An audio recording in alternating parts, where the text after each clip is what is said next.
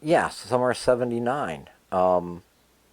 We hit a slow spot over at CPC, and Mike Miner needed some model makers. He was working at Excelsior Animated Motion Pictures, which was owned by Jein Warren Sr.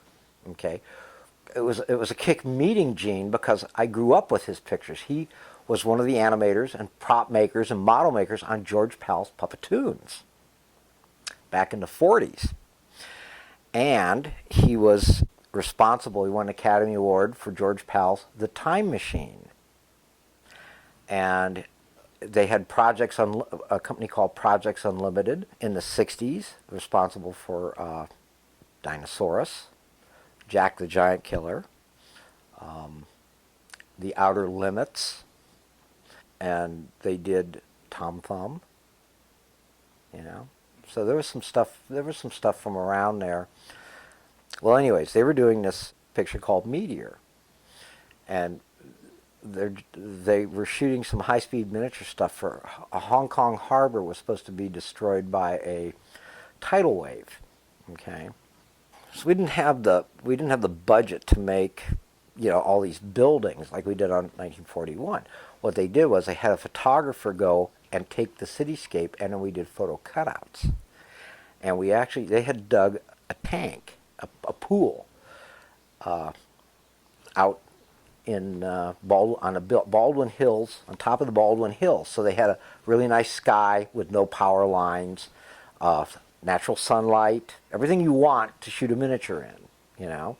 And we were up and got an okay from one of the oil companies to dig this kind of tank, and built a dump tank and everything to do that shot. And the reason, again, up there was because we're down low with our cameras shooting across this, and it's supposed to be Hong Kong Harbor and all like, and all we had is sky, because we're up on the Baldwin Hills, and where we picked this spot, you had no horizons. And then they were building a dump tank to be able to dump these waves. And they actually had a waveform that was built for. It was actually designed originally for like scientific studies of waves and stuff like that. So you'd hit it with a certain amount of water, and when it rolled over this shape, it actually would create a wave to inundate this miniature. The tank was about 3.5, 4 feet deep, and the model was out on a platform, and we would rig. They had stuff out there, so from the camera positions, it looked like the city. It had a real sky on it and everything, So it looked good, and the stuff was big enough so the water. Shooting miniatures in water is one of the toughest things because you can't, no matter what you do, get the drops below a certain size. And that's always a dead giveaway with model work is how big the splashes are, how big a drop of water is, and that's the one thing you have fire and water are the two worst things to do around models because you can't miniaturize them, to where they look like they're gigantic, but they're not, So we were working on this thing, getting stuff set up for getting a model set up, and we're in like our bathing suits in the middle of summer, Well, the other thing you have to, when you do water effects, and when we did the parting of the Red Sea, I learned a lot about water effects. And when you do water effects, the thing you always have to understand is that water weighs 8 1/3 pounds a gallon, U.S. And water is an interesting phenomenon, as they found out with Katrina and stuff. It'll go where it wants to. It'll do what it wants to, and you have a heck of a time getting it to do what you want it to. Well, they underestimated this dump tank that they built. They underestimated the physics, not only of the actual construction of the dump tank, but how the doors would work too. So as we're trying to fill this tank for the water effects, it was leaking like a sieve. The tank was 20 feet long, 4 feet wide, and 20 feet tall.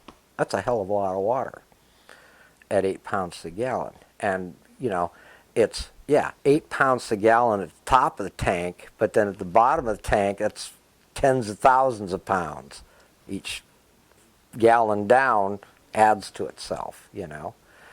So we had to re-engineer the doors, and then the tank started leaking. And we're trying to fill it with fire hoses, you know, regular 2-inch fire hoses. And we got guys in scuba inside the tank putting patches in it. We never did get that damn tank. Middle of the night, you know, it's like you work all day, and then Jein would say, well, when can you come back? It's like, man, I got to go home and get some sleep. You know, so it's like, okay, hour to drive home, take a shower, I need 4 hours of sleep. I can be back in 7 hours. You know, he was sleeping in his truck, but I didn't have, you know, I got to like go home and see my wife, you know. So, yeah, we worked on that for a couple of weeks. I don't think they ever really got a really good wave out of it. And they came in with like 2 or 3 truckloads of concrete to reinforce it.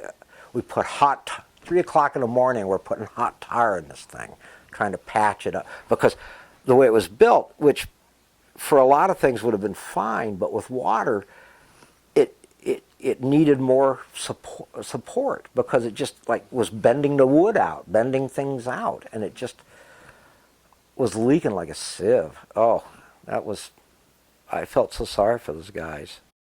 I remember rigging stuff at the bottom of the tank and trying to pound like 16 penny nails into this rig underwater, holding my breath, trying to hammer nails in with